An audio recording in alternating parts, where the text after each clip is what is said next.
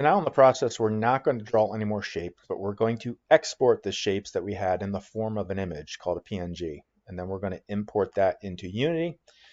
And we're going to do this for a couple of reasons. One is we're going to verify our scaling is correct. The last thing we want to do is spend all this time only to find out that we put in some wrong numbers when we imported our satellite overlays into Inkscape. Or maybe we did something else wrong. We fat fingered something. Maybe our satellite images got shifted, something. So we're going to do some verification here. The other thing that this is going to help us do is when we take our Inkscape shapes into Unity, it's going to show us, or at least give us an idea if we need to dig our terrain and where we need to dig our terrain. For example, the most common things we typically have to dig are bunkers. LiDAR tends to flatten out our bunkers, so if your bunkers aren't as deep as they are in real life, you might want to dig them out further. There's various different ways to do that. We're not covering that in this video, but this will at least give us an idea whether they're deep enough and we need to do some extra work on those. So let's go to Inkscape. So here we are in Inkscape. We just have our 2 holes, and hopefully you've only done 2 holes at this point. We got our hierarchy over here, and we've got we've got a couple of bunkers, we got some greens, we got some rough areas, and we got some water. So up here in our, I don't know what this area is called, it's a navigator area. There should be a tab up here that says export. If not, you can always find it underneath by going to this caret area and looking for the export area underneath here. But here's the export tab. Now underneath here, you're going to make sure you go onto the page, okay, the page tab. And then underneath the image size, you're going to change this to 8192. And then here, you're going to change this to your height to 8192 as well. Leave your DPI as it is in here. And then down underneath here, this should look like an overview of your entire course, at least of your inner terrain. Go away.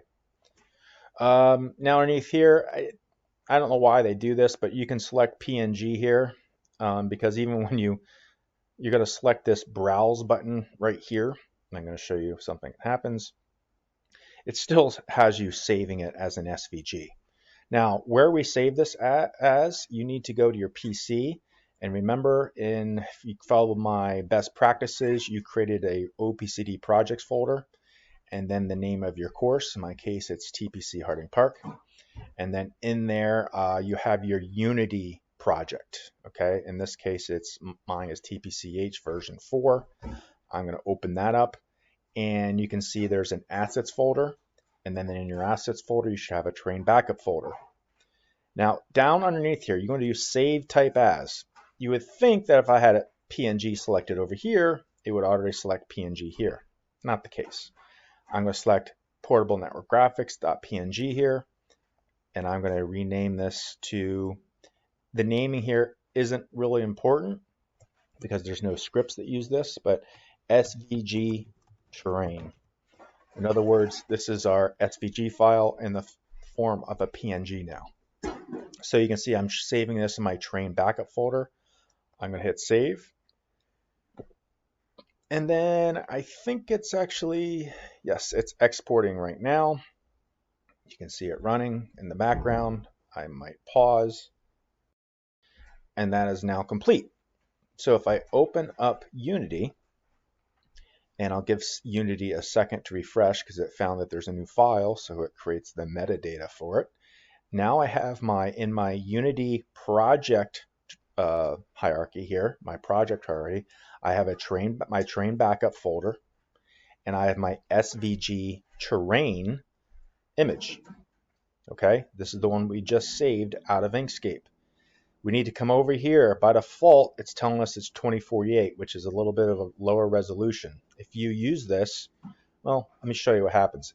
You should change this to 8192 and then hit apply. Let me show you what happens if you don't. Okay. Now, go to my inner terrain in my scene. I clicked on inner terrain, and I'm going to come up here to this brush. And from our earlier videos, what we did, you can see we have a texture added to this, which is our Google. In my case, it's my Google shifted image that I created in the LiDAR to terrain process.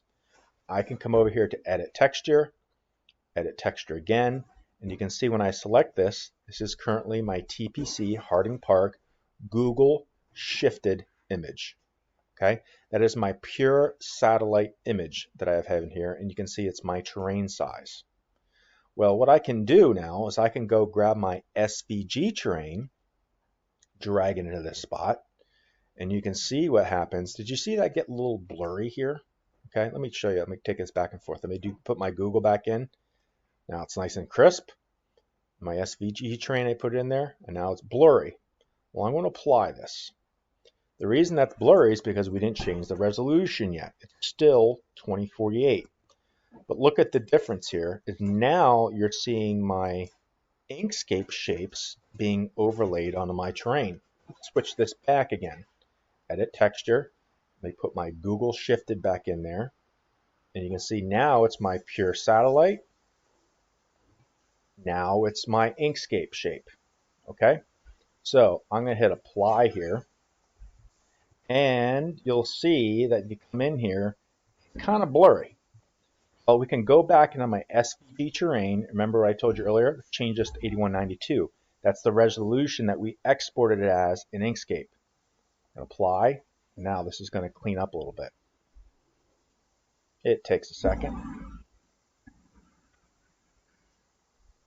There we go. Now that's nice and crisp. And you can see this looks more like our Google image. Now what we can do is we can fly in here and we can see our bunkers lined up. And you can see it. These, I know this course pretty well. These bunkers are flatter than they are in real life. Another thing you can do to get a better idea of what this looks like is you can turn on shaded wireframe. And that puts a wireframe mesh over top of it. You can see that these are actually pretty flat bunkers. I'm probably going to have to dig these out. That's going to be done in subsequent videos. There's a couple different ways you can do that. But there's these bunkers, and you can see at least they look like you're in the right spot. There's another bunker that we just haven't drawn out yet. I could go down to these bunkers over here. You can see that these are at least, they look like they're lining up to the edges here. They probably do need dug out more. But at least I have verification in the right spot. Another thing I can do is I can come over here and look at my lake. Now this lake is pretty flat. It looks like it, like the shore here, there's a big bank. You can see that at least it looks like it's in the right spot per se. So that all looks good. So that's our verification that our Inkscape splining has been done correctly. So just one last note here, you might want to switch back depending on what you're doing, switch back and forth, and I've already showed you this, I'm going to show you one more time. Switch back and forth between seeing our Inkscape shapes assigned to our terrain and our full satellite overlay. And how do we do that?